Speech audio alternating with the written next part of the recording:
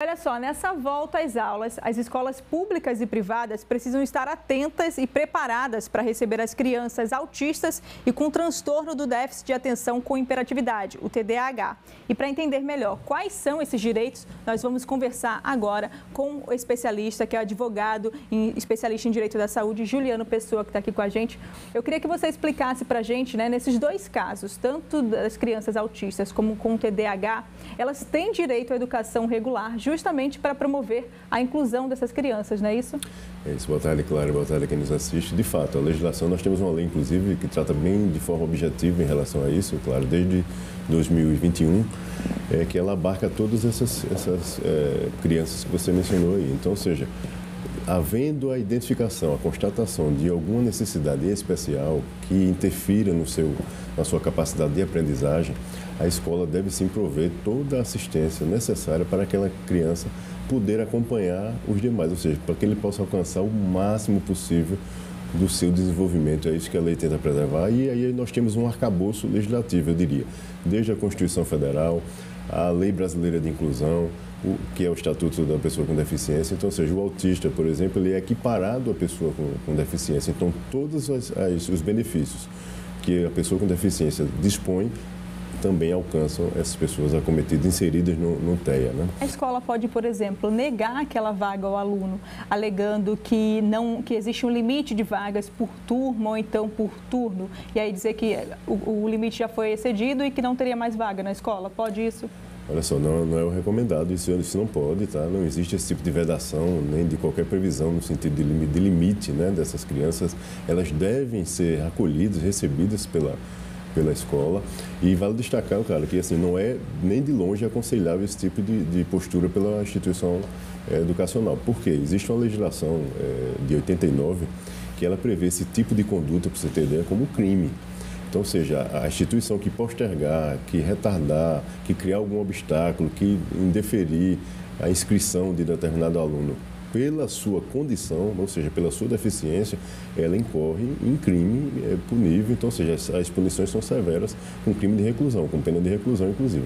Caso aconteça algo muito drástico assim, a gente espera que não, é recomendado que os pais tentem se documentar o máximo possível daquela situação, daquele contexto, né, de obstáculo que está sendo criado, e busquem imediatamente uma autoridade policial, registrando um boletim de ocorrência e pedindo auxílio do Estado, bem como se reportando também à ouvidoria da própria Secretaria da Educação local e buscando até auxílio ao Ministério da Educação, né, porque ele tem o dever de fiscalizar e monitorar toda essa prestação de serviço à comunidade, e é importante que os pais busquem ajuda assim que se deparar, caso se depare, a gente espera que não, com uma situação tão drástica quanto essa. Essas medidas, essas regras, elas valem tanto para a educação privada como também para a pública? Exatamente. Público e privado estão aí incluídas nessa responsabilidade de assistir, né? O que o Estado quer é trazer essas crianças para dentro do contexto social, para que eles possam se desenvolver.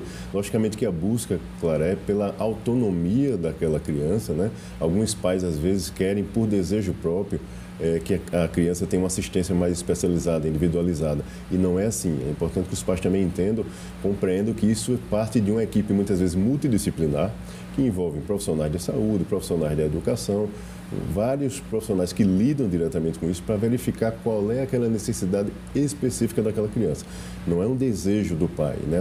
Naturalmente, até por uma questão de ansiedade, né? De receio dos desafios que aquela criança irá enfrentar ali naquela mini sociedade, os pais querem o maior conforto possível.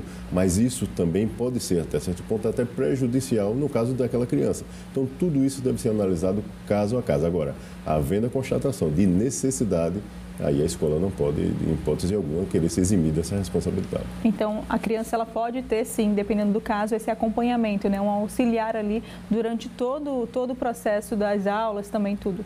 Exato. Às vezes acontece esses casos, né, da criança necessitar de uma assistência mais individualizada e ela tem que dispor disso, né? Infelizmente, algumas instituições, às vezes chegam casos de que a instituição quer colocar um professor auxiliar para mais de um aluno. Não é assim que se recomenda, né? A recomendação é um tratamento de fato específico, individualizado, para que ele auxilie, na realidade, aquela criança naquele exercício de aprendizagem que ela precisa se desenvolver e buscar, lógico, a sua autonomia, o seu amplo conhecimento.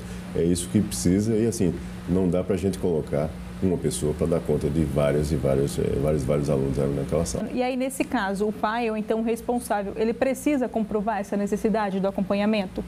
Isso passará por uma avaliação, né? Claro, como nós falamos, assim, multidisciplinar, geralmente.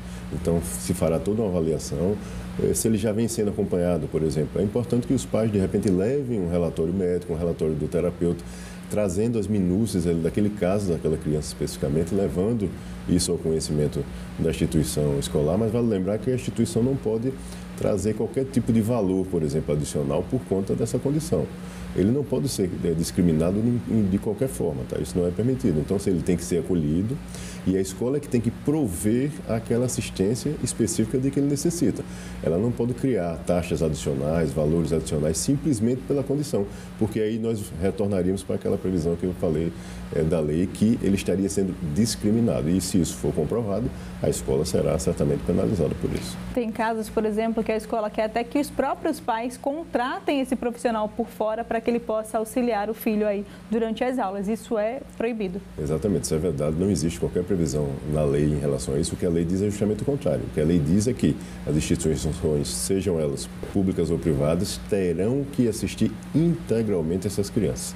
Então, o que a lei brasileira de inclusão, inclusive, prevê de forma direta também é isso, é que as crianças sejam absorvidas, inseridas no nosso contexto social, sem qualquer tipo de discriminação, e a gente espera que não seja uma instituição como essa, né, que deve justamente inserir o cidadão ali na sociedade, nos seus primeiros passos, que tenha esse tipo de postura discriminatória. Obrigada, então, pelas informações e pela sua participação aqui com a gente no L1. Eu que agradeço, já é sempre à disposição. Boa tarde para todos.